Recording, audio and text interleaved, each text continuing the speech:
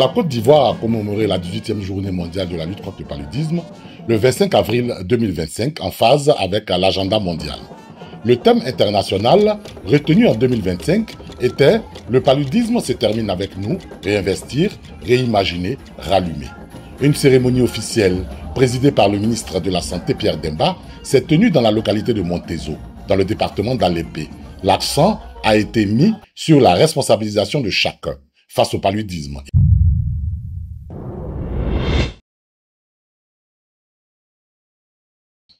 Le ministre de la Santé Pierre Demba, entouré des partenaires techniques et financiers, du corps diplomatique, ainsi que des autorités politiques et administratives locales, a présidé la cérémonie officielle. Élèves, organisations de femmes et personnes en situation de handicap ont pris part à l'événement, affichant leur engagement par un grand défilé. L'assistance a été édifiée par des poèmes et des sketchs interprétés par des élèves, illustrant avec émotion et pédagogie les comportements quotidiens face au paludisme. Aussi, où est ton aiguillon? Paludisme, où est ta force? Voici de moustiquaires imprégnés et assainissez votre cadre de vie pour éviter le paludisme. Dans les allocutions officielles, un message fort a été porté. La lutte contre le paludisme demeure une priorité nationale. Le représentant de l'Organisation mondiale de la santé en Côte d'Ivoire a appelé à intensifier l'engagement politique et à renforcer les investissements pour vaincre le fléau.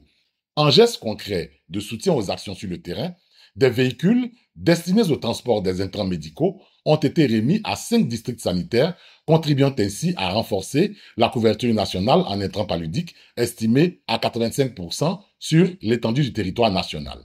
Par ailleurs, le ministère de la Santé a doté la mairie d'Alépé de nouveaux équipements d'assainissement pour intensifier la lutte contre l'insalubrité. Prenant la parole, le ministre Pierre Demba a réaffirmé l'ambition d'éliminer le paludisme d'ici 2030, saluant les progrès accomplis, tout en rappelant que le paludisme reste un défi majeur de santé publique. Nous avons enregistré une réduction de plus de 60% du décès dû au paludisme et les chiffres parlent d'eux-mêmes. De 3222 décès en 2017, nous sommes passés à moins de 1400 décès à ce jour. Mais ces avancées ne doivent pas masquer une réalité préoccupante. Le paludisme reste la première cause de consultation dans nos structures de santé, avec une prévalence hospitalière de plus de 30%.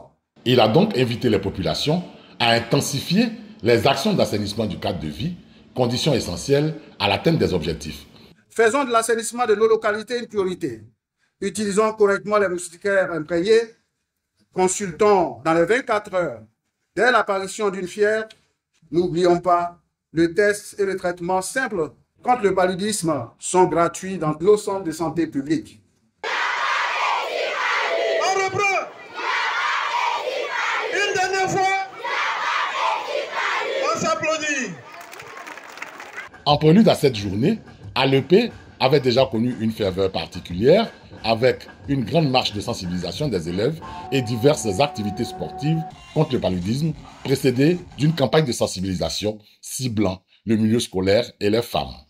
À l'échelle nationale, les activités ont été marquées par l'organisation d'un colloque scientifique portant sur les approches communautaires en matière de lutte antipaludique.